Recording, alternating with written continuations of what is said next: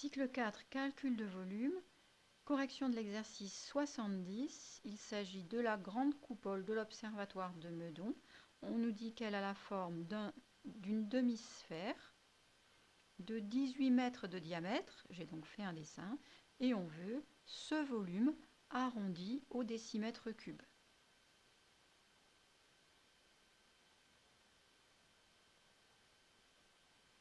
Ceux qui n'ont pas le livre, vous pouvez mettre sur pause maintenant, faire votre calcul et revenir juste après.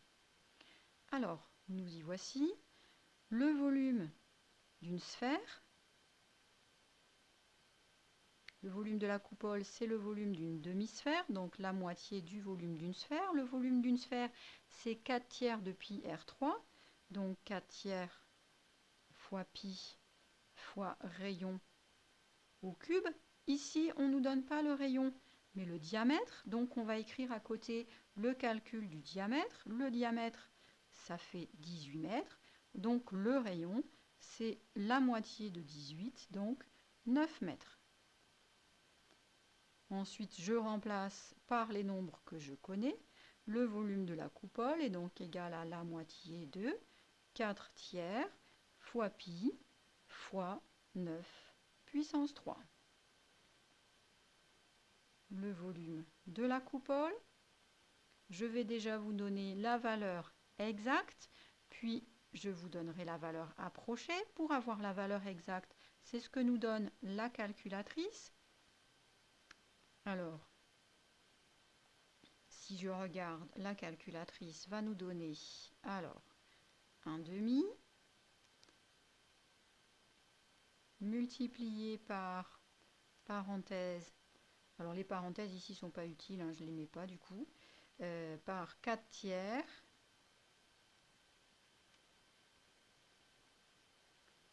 de pi et le tout multiplié par 9 puissance 3. 486 pi, 486 pi mètre cube, c'est la valeur exacte. Pour la valeur approchée, j'appuie sur le bouton qui va bien d'une écriture savante à une écriture décimale. Alors 1526,800, pardon, allez hop, 81 403 mètres cubes. Alors, il ne s'agit pas d'une valeur exacte, hein, on est bien d'accord, puisque le nombre pi n'est pas un nombre décimal exact. Et d'ailleurs, j'ai mis égal, c'est donc bien une erreur de ma part, voilà qui est corrigé.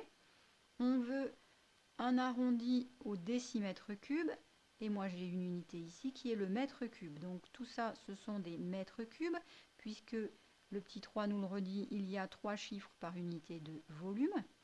Donc ici, ce sont plus petits que les mètres cubes, et juste après, ce sont bien les décimètres cubes. Et derrière ces 814 décimètres cubes, je trouve le chiffre 0. Donc je vais hésiter entre 1526,814 mètres cubes et 1526,815 mètres cubes. Évidemment, l'arrondi ici n'est pas difficile à trouver, c'est 1526,814 mètres cubes. Et voilà, cet exercice est déjà terminé. Vous voyez, ça n'est pas extrêmement compliqué. J'espère que vous avez tous trouvé comment c'était.